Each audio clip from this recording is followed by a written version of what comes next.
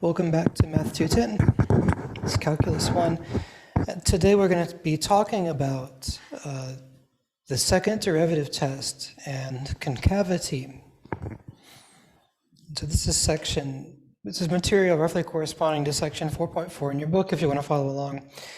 And I've got a couple of videos online that I'll assume you've watched to help prepare for the class. And so the main theme is to continue this idea of what happens at a critical point. So we know that local max and local min have to be critical points. We've got a first derivative test that tells us that gives us conditions under which a critical point can be a local max or a local min. We've also seen examples of critical points that are neither local maxes or local mins. So it's a lot to kind of get straight. Max or min implies critical point, but being a critical point doesn't necessarily imply that you're a local max or a min. That's why we have these tests.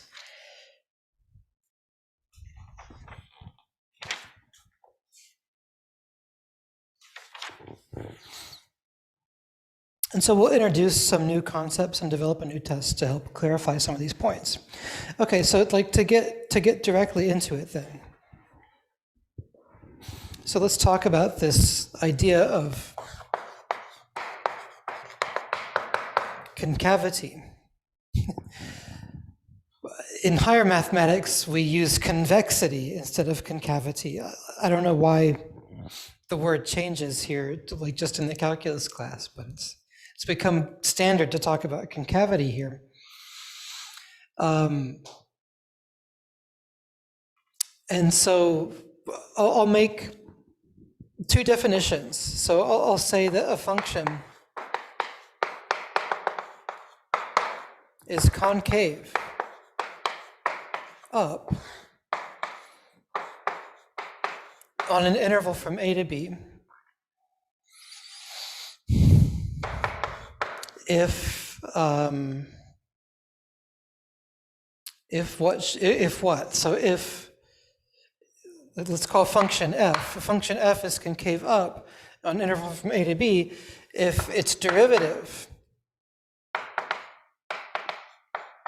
is increasing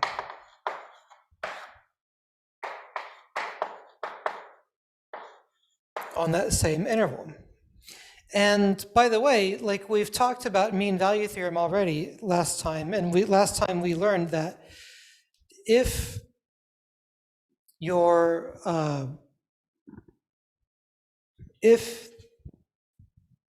derivative is positive on an interval, then you must be increasing on an interval.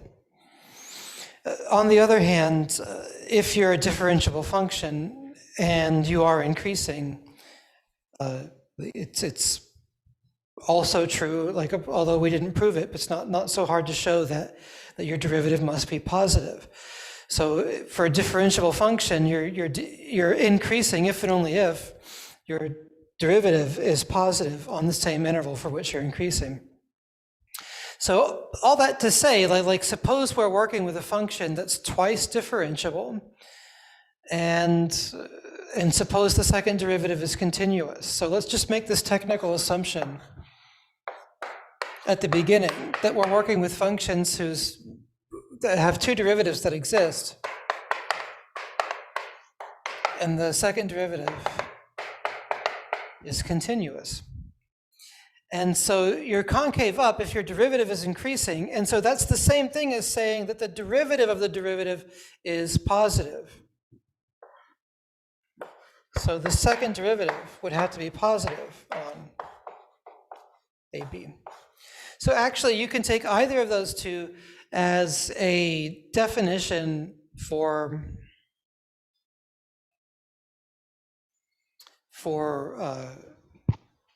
concave up.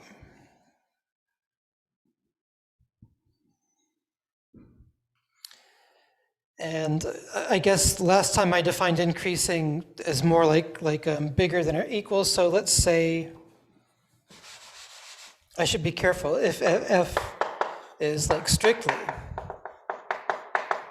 increasing. And make sure I'm making my definition. Yeah, your textbook isn't quite as careful as I am, which is fine, but just want to make sure I'm saying things that are definitely right and consistent. So like a function f is concave up on AB if f is strictly increasing on that same interval, which is exactly the same thing as saying that its second derivative is bigger than 0 on that same interval. And you could also do the same thing, alternatively call it concave down. And I hate to write the entire thing over again, but concave down if your derivative is strictly decreasing on that same interval. So if f prime is strictly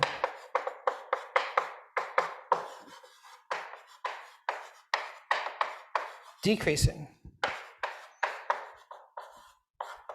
on this interval from a to b, which is like the same thing as saying that f double prime is now less than 0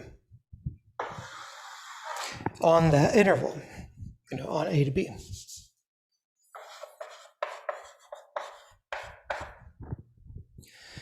And your classic function that's concave up is y equals x squared.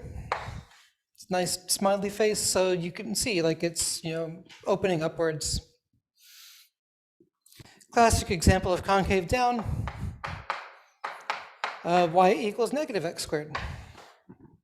Opening downward, making that frowny face. And so what's the derivative? Y prime is 2x, y prime is negative 2x. So notice here that derivative is an increasing function, and that second derivative is equal to 2, whereas the second derivative downstairs is equal to negative 2. So all of this scans. First derivative is increasing, second derivative is positive, or in this case, first derivative is decreasing, second derivative is negative. There's many, many, many other functions that are concave up or concave down. Y equals x squared happens to be concave up on its entire domain from negative infinity to positive infinity, but you can have functions that are concave up somewhere and concave down in other places. So like you could look at y equals x cubed. So this is sort of in the middle. You look at this graph.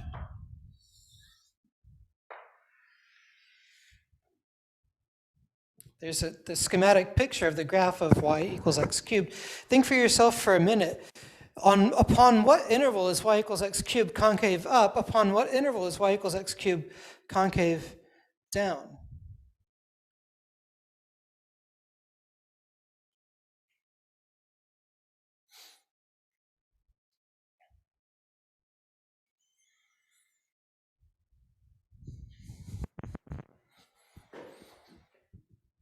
I also got a question in the chat. So like, what's the function of the second derivative here? Yeah, it's just another way of defining concavity. You can either think of it as f prime is strictly increasing, or f double prime is strictly bigger than 0, or concave up, or f prime is strictly decreasing, or f double prime is strictly less than 0 on the same interval. You can think of them as alternative definitions of concave up or concave down.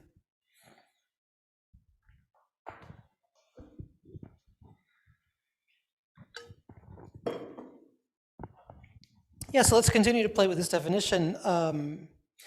You can kind of visualize it, right? Like it looks like this part is going to be up and that part's going to be down.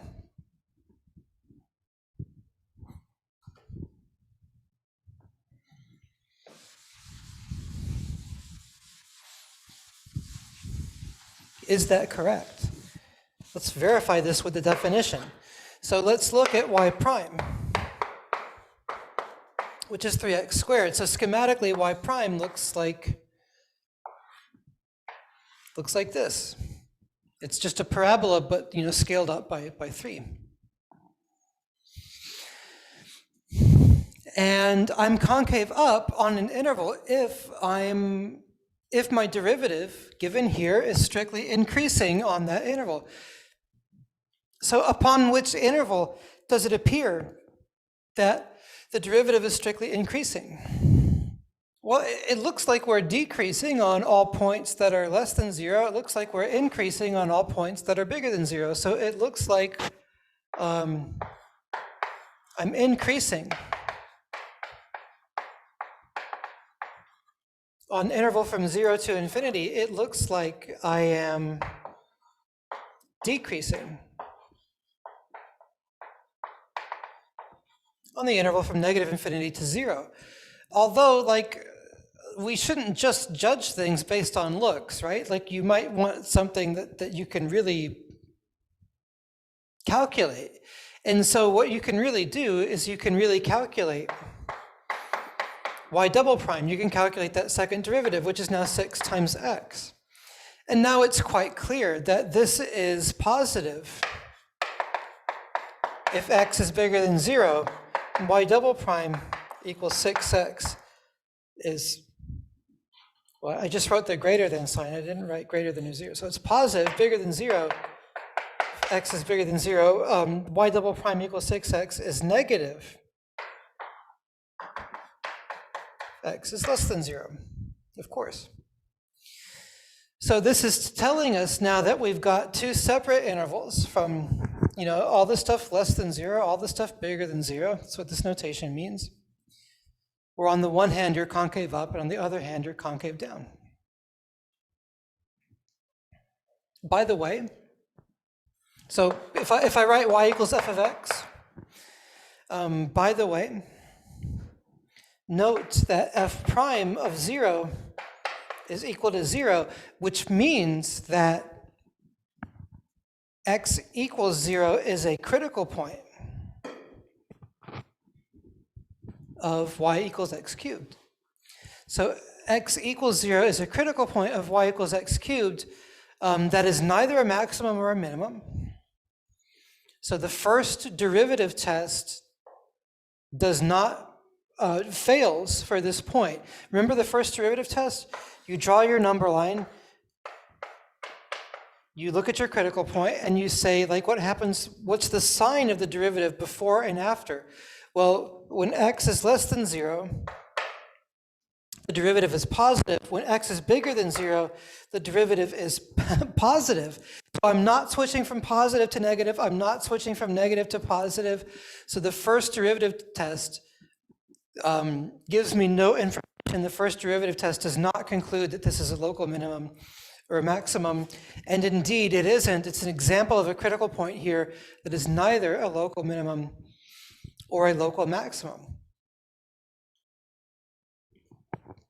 Just to tie it into what we were doing last time, but this, what is happening here is kind of special, and it does have its own name, which I'll describe now.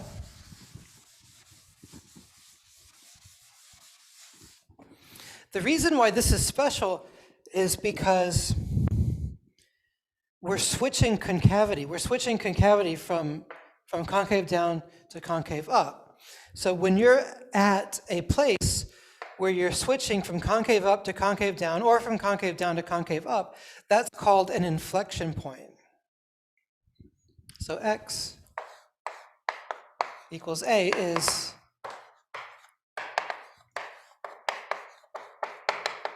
is an inflection point if the concavity switches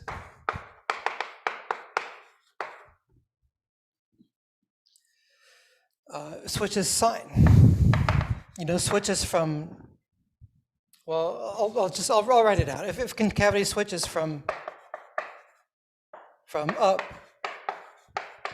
down to down up.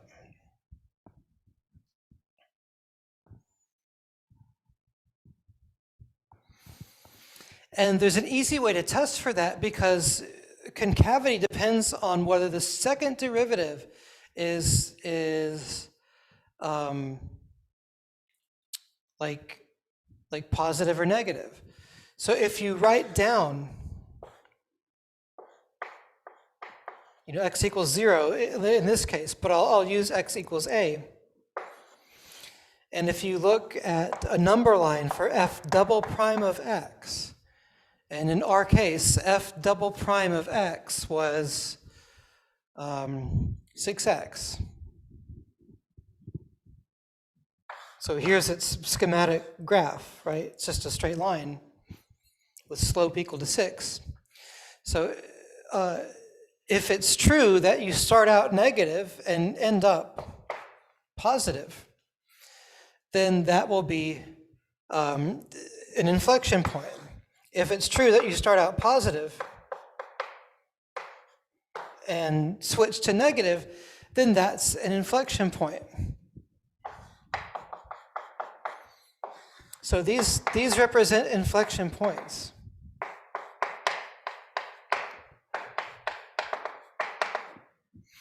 Whereas if you went from positive to positive, that would not be an inflection point.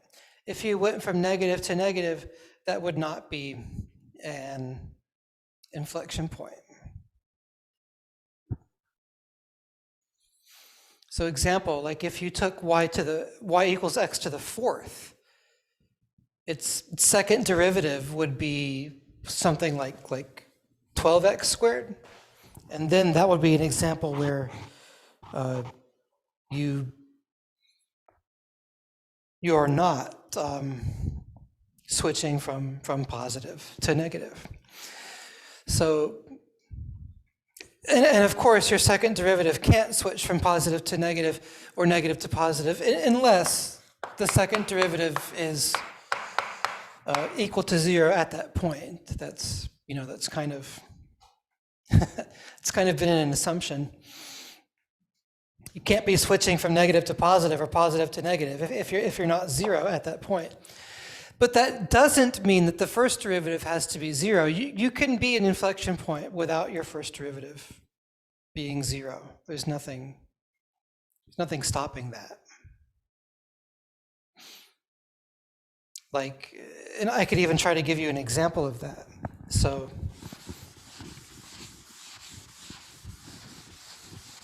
let's see if we can just modify this function, right? Modify it in such a way that we increase the first derivative, but we don't change the second derivative. So I'm thinking maybe y equals x cubed plus x. So if I wanted to test this for inflection points, here's an exercise. Take this function. Where are the inflection points, if any? So I would need to take the second derivative, find out where it's 0, and then see if I'm switching sign. So this is like a test for inflection points. So what I would do is I would say y prime is 3x squared plus 1, and y double prime is 6x. So you see how I've arranged this where y double prime is the same? So there's still going to be only one point, x equals 0, where y double prime is equal to 0. And it's still going to be true that y double prime switches from negative to positive at x equals 0. On the other hand, if I look at y prime applied to 0, that's equal to 1. So this is a place where you have an inflection point that is not a critical point. And I just want to make that super clear because lots and lots of calculus students get confused.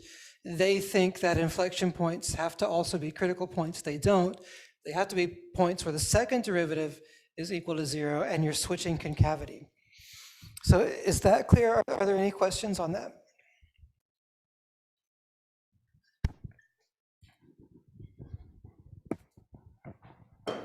And let's actually graph this. Let's graph this and see what happens. We'll check that out.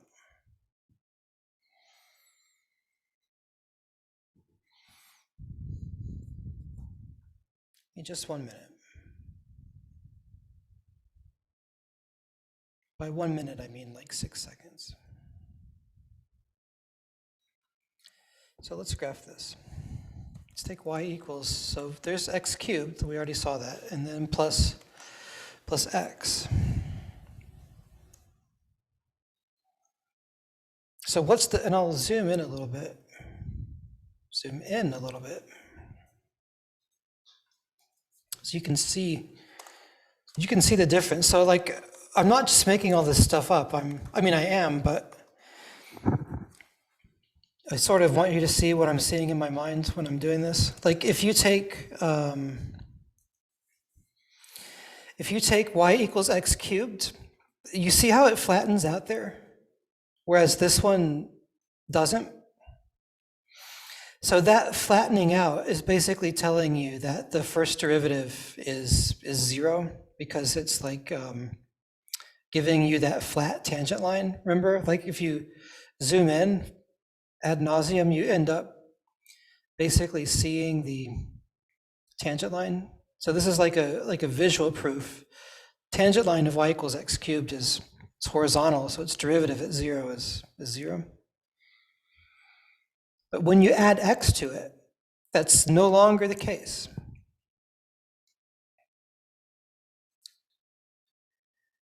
And look what happens when you zoom in. Like it gets closer and closer to y equals x, right? So this is like a visual proof that the first derivative at the point 0 is equal to 1, because that tangent line's shaping up to have slope equal to 1. So that's how I knew I could add x to this equation and change the tangent line from 0 to 1, the slope from 0 to 1. That's how I was able to do that. But you look at both of them, they're both switching concavity. They're both starting concave down, but this one is just more pronounced. And they're both switching to concave up, but this one's a little more pronounced. That's all. So a test for concavity feels similar to a test to like the first derivative test, but it's a little bit different. You're testing whether the second derivative is switching from negative to positive or vice versa, and you're not paying attention to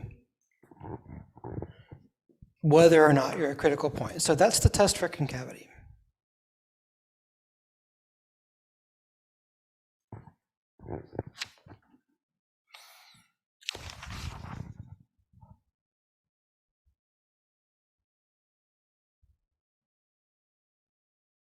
Or rather, I should say, like a test for inflection points. I mean, you're testing whether you're switching concavity, which gives you the inflection point. In this case, that was an inflection point at 0. Okay. So there's just a little bit more information that I want to squeeze out of this. I've shown you how to test for inflection points, and I've shown you that an inflection point does not have to be a critical point. There's so many words and definitions flying around. But I can also use second derivatives to test for local maxima and minima. So let's switch gears. So remember, last time we had this situation where we say, like, take some critical point C. That's a point where f prime applied to C is equal to 0. And not all critical points are maxima or minima. But so you take a critical point and you can test to see whether it's a maximum or minimum or something else. And so you drew this number line for f prime. And if you're switching from positive to negative, then you're going from increasing to decreasing. You know, this is the number line for f prime. This is the schematic picture of f. So your critical point C must be a max, And on the other hand, if your first derivative, was going from negative to positive,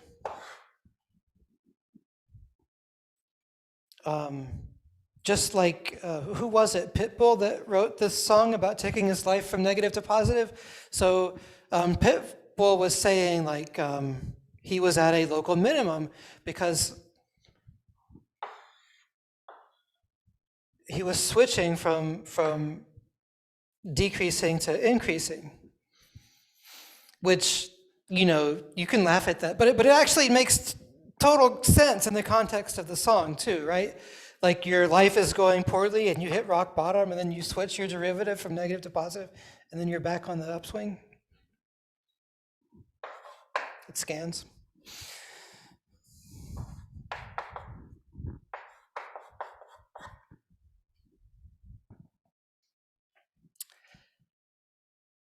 So this was the first derivative test.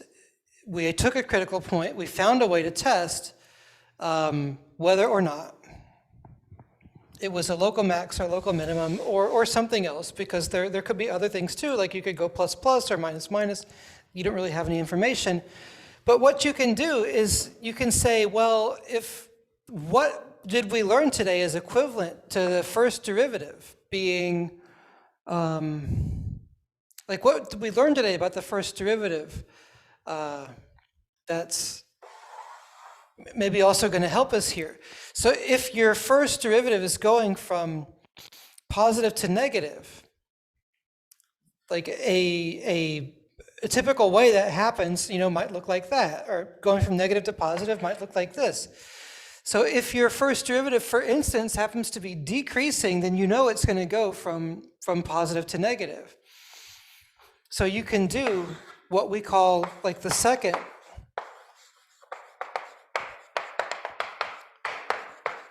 derivative test, which now says, like, suppose you happen to be at a critical point. Like, we're no longer talking about inflection points. So you happen to be at a critical point. You want to test whether or not it's local max or local min. So if your second derivative at that point is less than 0.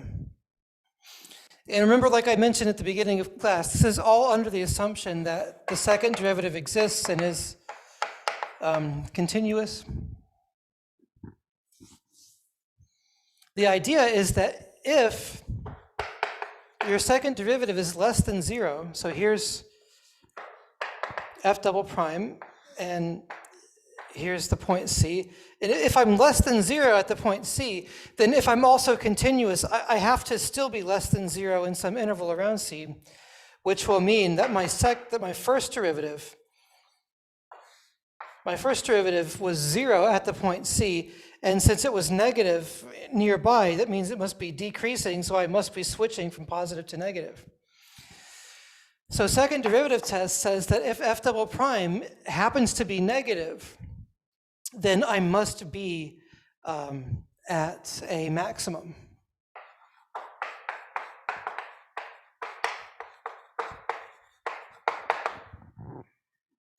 So that's not too bad, but let me track through the logic one more time. So you're at a critical point, you're at a place where f prime of C is equal to 0.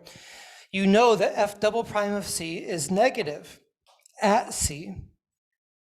By continuity, it's going to still be negative near to C.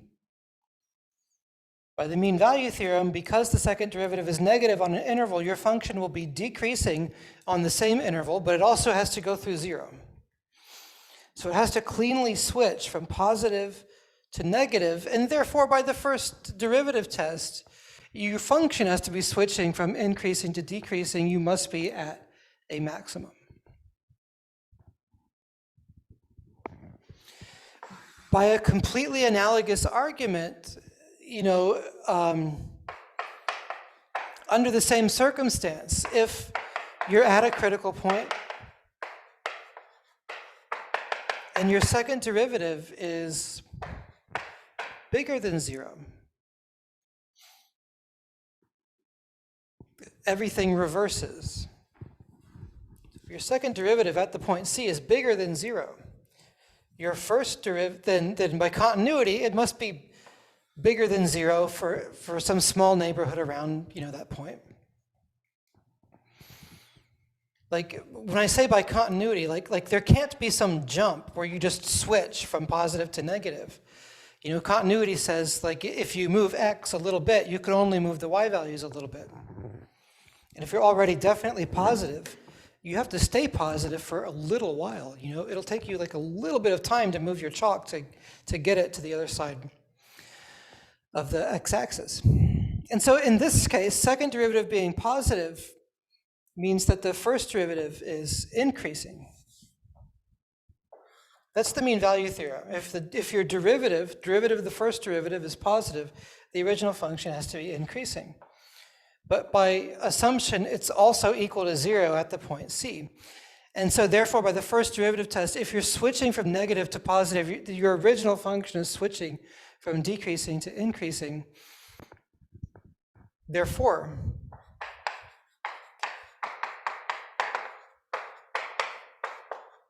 f of C must be a local minimum.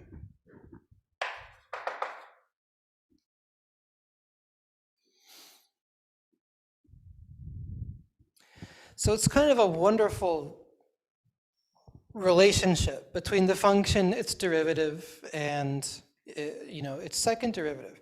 So the function has a local minimum. The derivative is increasing.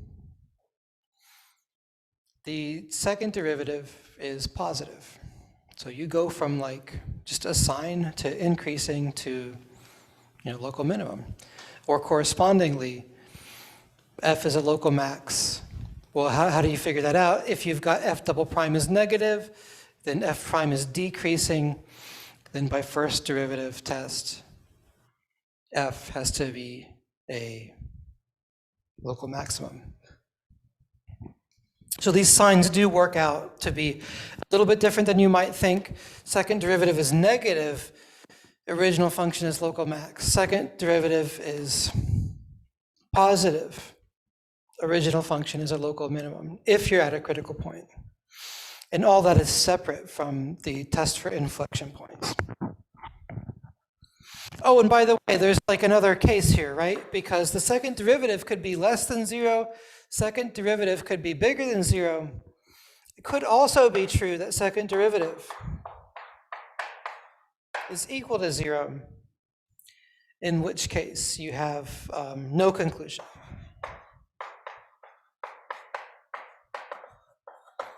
So for instance, if your critical point happens to be an inflection point, which doesn't have to be the case, but if your critical point happens to be also an inflection point, then you'll have f double prime equals 0. It'll neither be a local max or a min. So that's one way that you could fail to be a local max or a local min, but there's other ways too. So this is just a test identifying for you local max, local min, or the test just didn't work and you got no information. That can happen. And if that was the case, then you would have to do some other analysis to figure out what's going on. Any questions or comments?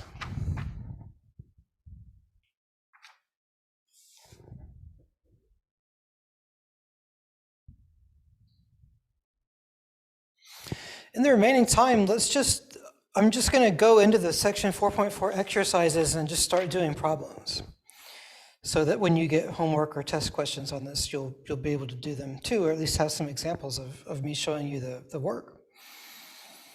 And you can look through it too and suggest something to me, but otherwise I'll just pick them out at random and see what happens. So let's do number 6. It says, consider y equals t cubed minus 6t squared plus 4, and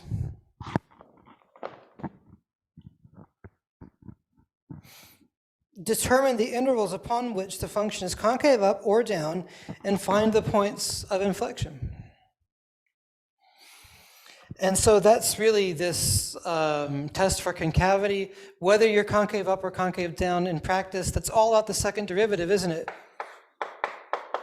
So, well, let's calculate the first derivative, 3t squared minus 6t. Let's calculate the second derivative, 6t minus 6. And therefore, let's find the places where the second derivative is equal to 0, because those are the only places where you might have an inflection point. So that's going to be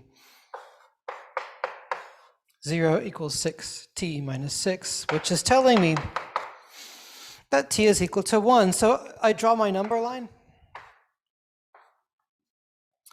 And is the second derivative switching from positive to positive or negative? Well, if t is equal to 2, then I get 12 minus 6, which is 6. So it looks like we're positive in this interval. T is equal to 0, I get negative 6. Looks like we're negative in that interval. So this line is, doing something like that. And it's only 0 at one place. So I just have to test 1 point over here, 1 point over there, and I get all the information that I need. And so I can make a conclusion now. I can say that I am concave up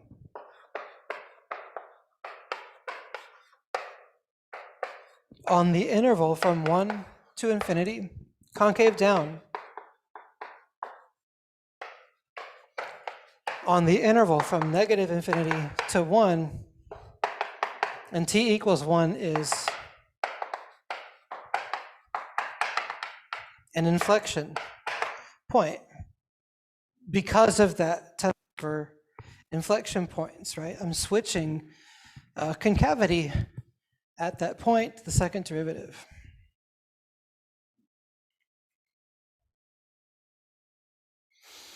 Yeah. Y prime, we need some examples. Well, yeah, these are examples. And y prime should be 12 instead of 6. Yeah, right, thank you. Because it's time 2, so it should be 12. And it'll change the location of the point, but it won't do much else. Yeah, thank you for showing that. So this gives me what? T is equal to 2. T is equal to 2. And the same analysis will hold, but T is equal to 2 instead of 1. So let me change that.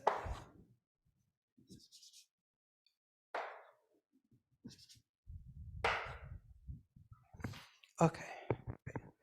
Yeah, thank you for that correction. So any other comments on that one?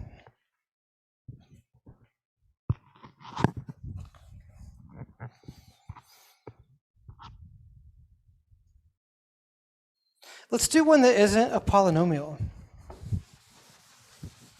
I feel like we've worked with too many polynomials. Let's take number 10. So let's take y equal to theta plus sine squared theta. And we've got a domain listed here from 0 to pi. So just on the domain from 0 to pi, y equals theta plus sine squared theta. Determine the intervals upon which the function is concave up or concave down. Find the points of inflection. So we really want to find that second derivative first. Derivative of y with respect to theta is going to be 1 plus 2 sine theta times cosine theta. Remember, sine squared of theta is equal to sine theta quantity squared. So using the chain rule, I get 2 sine theta times the derivative of the inside function, which is cosine theta. And now y double prime is going to be 0 plus, okay, so I guess I have to use product rule here. So 2 times cosine theta, and then plus 2 times sine theta times derivative of cosine theta, which is sine theta. So I'm getting y double prime equals 2 cosine squared theta minus 2 sine squared theta. Let's set that equal to 0 to find the possible inflection points. So 0 is equal to this. maybe I don't have to, we'll just write it like that. So 0 is equal to this. And then, so bringing 2 sine squared theta to the other side, what am I getting? Like, and dividing by 2 cosine squared theta has to be equal to sine squared theta. You know, you can solve this however you like. So let's divide both sides by cosine squared. So let's get 1 equals sine squared over cosine.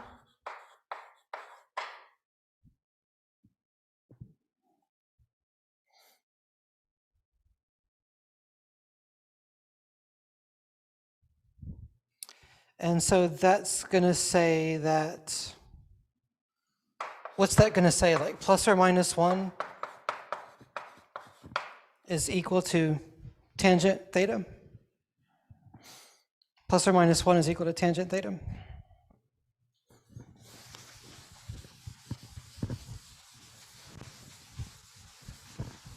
Got to be a little bit careful with those squares and square roots sometimes. So the question we ask then is which values of theta between 0 and pi make tangent plus or minus 1. So the graph of tangent is probably going to be helpful here. And you can also check this out on Desmos. It goes from negative pi over 2 to pi over 2. We look, you know, kind of like this. And then it's just periodic. So adding another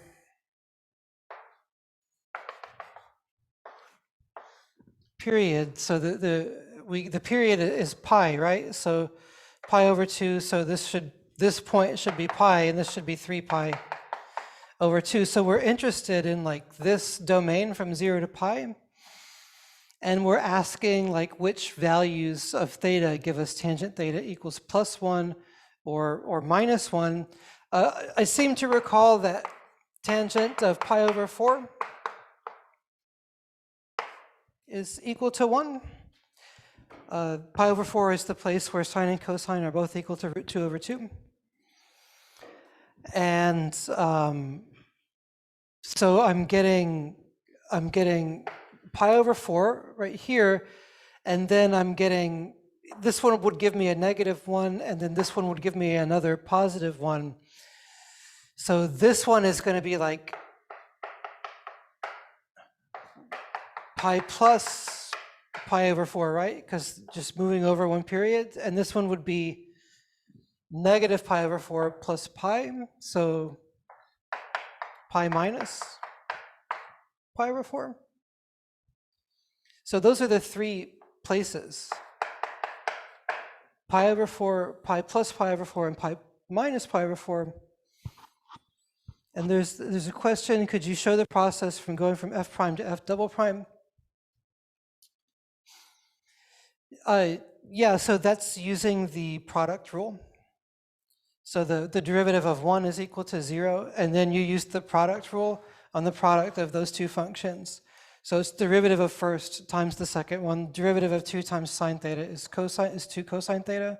So 2 cosine theta times cosine theta is 2 cosine theta squared. And then it's the first one times the derivative of the second one. So 2 sine theta times negative sine theta. So I'm using the fact that if I have a product, take the derivative, it's f prime g plus fg prime. And then solving the equation, finally getting to tangent theta is plus or minus 1, restricting my domain from 0 to pi and realizing like these are the 3 points that will do it. So let me draw my number line with y double prime equal to, gosh, 2 cosine theta minus 2 sine theta. So 2 cosine theta squared minus sine theta squared. And I've got these 3 points, pi over 4, pi minus pi over 4, which is what, 3 pi over 4? And pi plus pi over 4, which is like 5 pi over 4. And what you're supposed to do is if you test a point in each interval, it'll tell you whether or not you're positive or negative on that interval. But I'm going to just show you. I mean, you can do that, but let's just do it on Desmos, okay? So let's take, let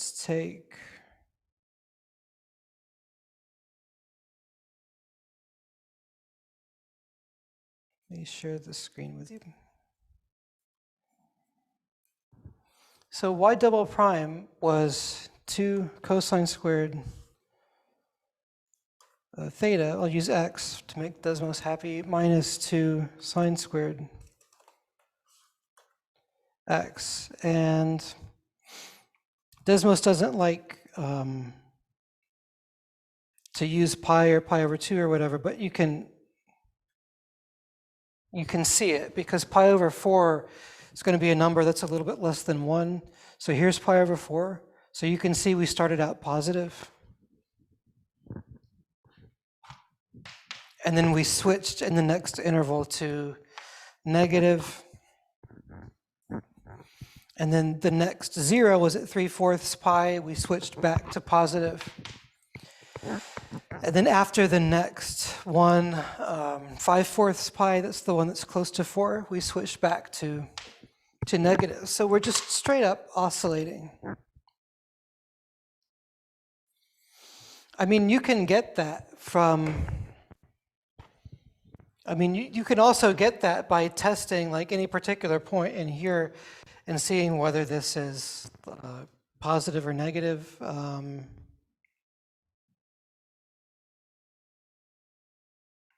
That seems a little bit time consuming. Do you need like a calculator to do that? Well, I guess what I would do, like if I were doing that without a calculator, like look, if I start out with 0, then I get cosine 0 is 1 and sine 0 is 0. So like definitely this one is plus. And in this region,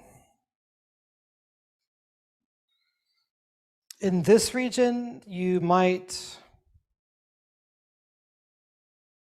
this region has pi over 2 in it, so you can calculate that, right? Pi over 2 you could plug in and realize that that's your negative, because cosine pi over 2 would be 0 and this one would be 1, so you're like negative 2 there. And I think you can do similar things for these two. Like this one you would just plug in pi to get that one, and this one you have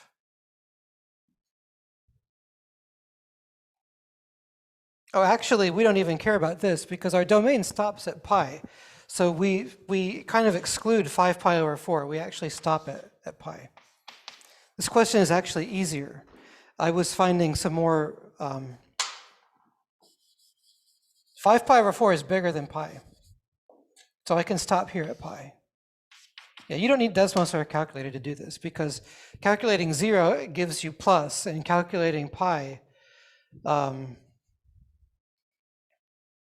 gives you plus, because like in both of those cases, what, sine 0 is equal to 0, and then sine pi is also equal to 0, so you clearly have plus in these two. And then with pi over 2, you can find negative. Yeah. And you just don't even have to worry about the other point. So what you conclude from all this is the test for concavity is now showing you that you're switching from concave up to concave down. So pi over 4 is inflection point. You're switching from concave down to concave up. So 3 pi over 4 is an inflection point.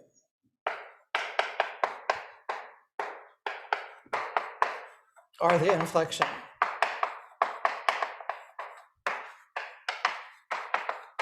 Points, as since concavity switches.